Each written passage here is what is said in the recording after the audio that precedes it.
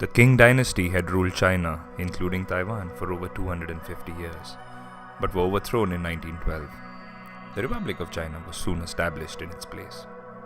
Sun Yat-sen was the president of the Republic of China at the time, but had to step down as he did not enjoy the support of the military forces.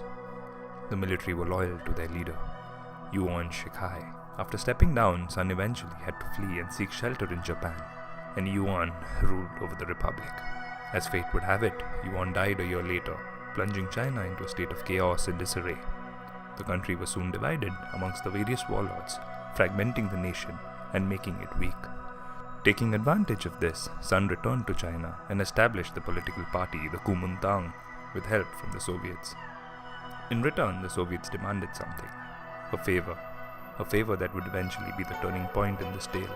The Russians asked him to ally with a very small party at the time, the Communist Party of China. The Kuomintang alliance was so strong, they managed to overthrow the warlord factions and seize control over the nation, but not without cost.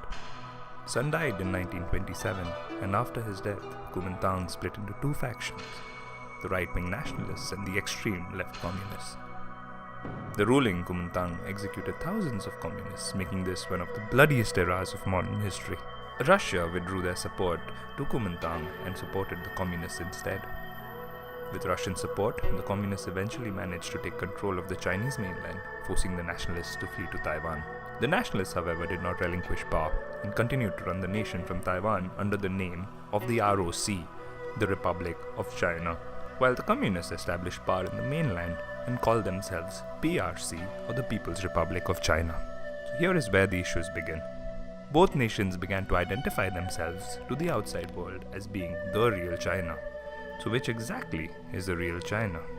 The UN passed a resolution in 1979 agreeing to recognize the PRC, or the People's Republic of China, as the official government of China. In 1992, the leaders of both sides finally met and framed the One China policy. The policy stated that in spite of having two separate governments, there can and will only be one China.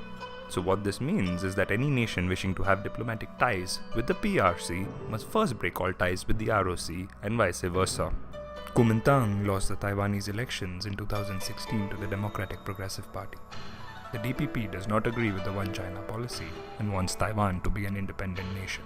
The PRC, on the other hand, believes Taiwan to be an integral and inseparable part of China, and China would be willing to do all in its power, using military might if need be, to prevent them from seceding.